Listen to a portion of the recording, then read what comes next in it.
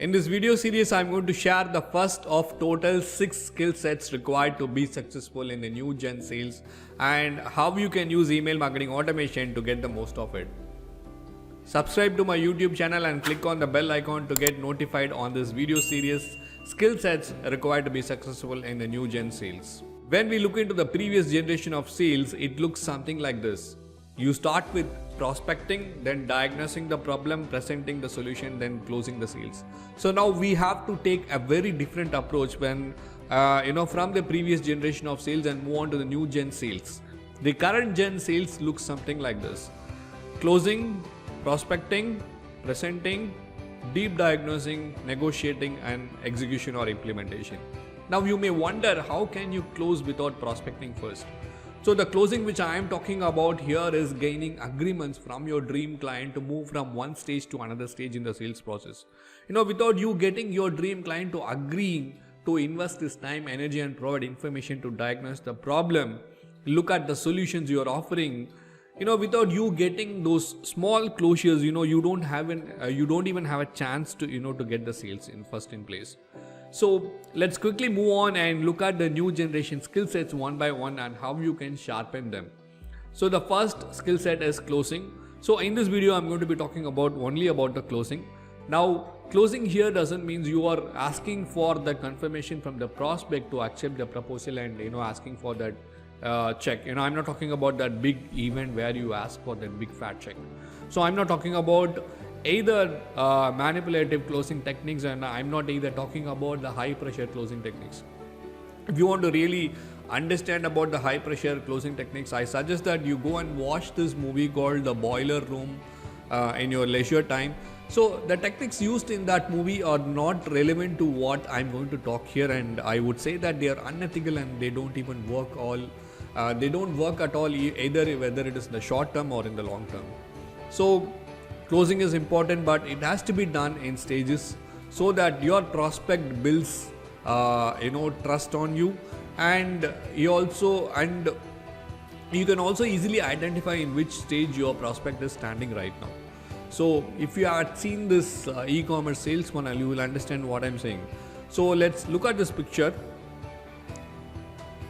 So you can see various stages a website visitor goes through until he completes the purchase. So even after the purchase, the buyer is followed up with cross sells, recommendations to repeat the purchase, etc., etc. Now, a similar principle can be applied in the offline world also. When you're dealing with the prospect face to face, or whether you are following up on a phone call, or even texting, or even using digital medium. So now, how often you should ask for these small closures depends upon and varies based on the price and the risk of the product which you are offering. Neil Rackham, who is a researcher in the field of sales, negotiation, and communication, found that frequent asking for a final closure leads to more sales when the price and the risk is relatively low. So let's take an example of the pizza ad. The more they show, the more sales goes up. So it's as simple as that. Whereas when the price and risk is higher, in case of complex B2B sales, aggressive closing behavior works against the salesperson. Now, this doesn't mean you should get into a mode of never be closing from, always be closing. So now, if you're someone who thinks about, thinks that, I'm not too pushy, I don't want to come across someone who is being too salesy, or I don't feel comfortable asking for closure, this attitude of not asking for the closure can hurt your sales figures and growth in the long run, even in the short term. Okay. So asking for the closure itself is not bad. So it is the motive behind you asking for the closure is what makes it good or bad.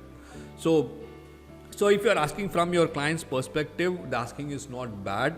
If you are nurturing, it only means that you are nurturing him, you are helping him to make decisions to solve his problem.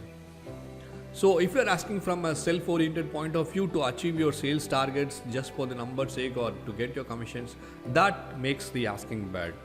So now you cannot be hard selling guy like the movie in the movie Boiler's Room, or too soft not to be asking for commitments at all, or not to be asking for closures at all. So it is like riding a bicycle where you have to keep your balance and keep riding.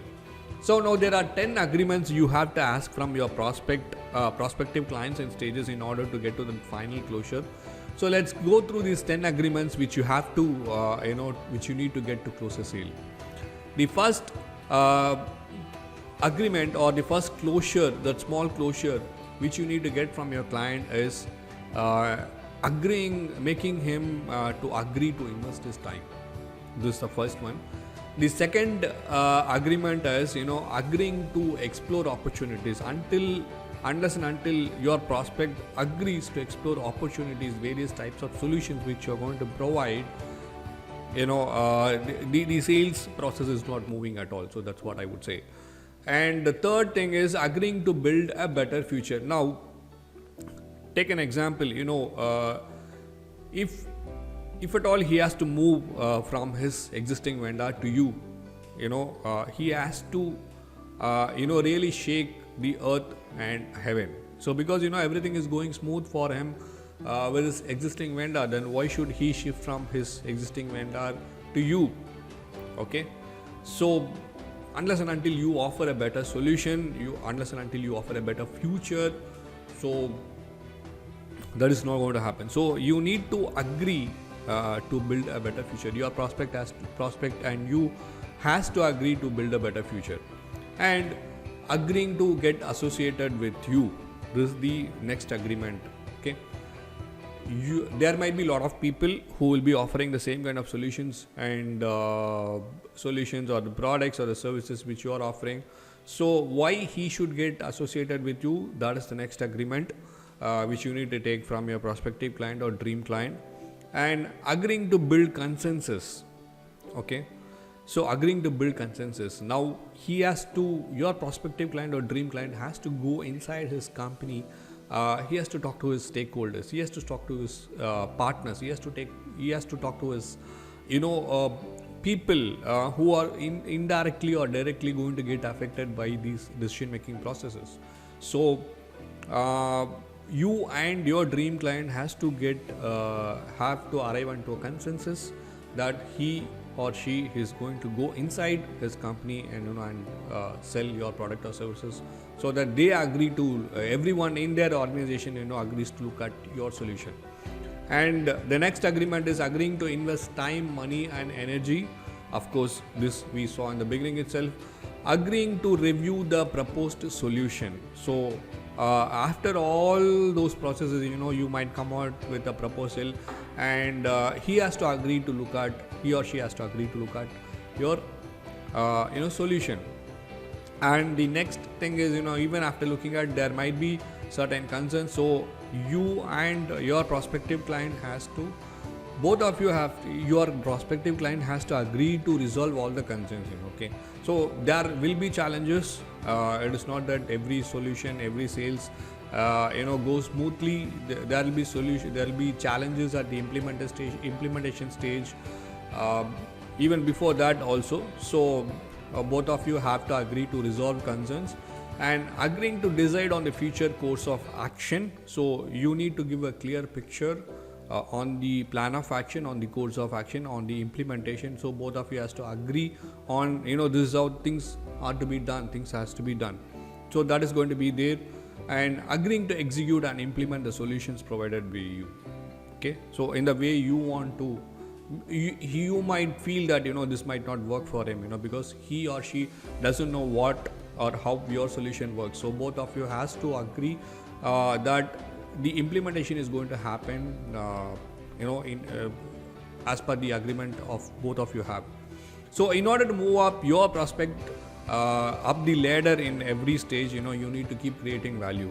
So this value chain should empower them to take decisions and to move to the next stage. So if you keep adding value at every stage, it becomes easy for your clients also to take decisions. It is not necessary that you have to rigidly follow up all these 10 agreements. The steps may vary depending upon the products which you are selling, or you have to find the right tune or the rhythm for your product or services based on the industry or the product which you are in. So every agreement you gain is a step taken towards the final closure. So when you divide the entire sales process, there is an opportunity for you to create value to your clients at every stage, and creating value will lead to building strong relationships, increasing in sales and satisfied customers. So there are 3 ways to improve your closing ability. So remember these 3 points. Plan the agreement or that small closure you want to gain in every sales call or every touch point. So you need to plan ahead on what is that small closure or that small commitment or small agreement which you're going to get from your client. And be simple, honest and open. Be polite, professional and direct when you ask for this agreement. The third point is ask for the agreement after creating value. So don't ask for something without you adding value. So now with the evolution of digital mediums, the whole scenario has changed. You can automate the whole process of closing these small closures using email marketing automation, and you can learn more about this by getting free access to my email marketing automation blueprint course. So click on the link given below in the description of this video and sign up for the same. Keep rocking in your life, business and work. Have a phenomenal day. See you in my next video. Bye bye.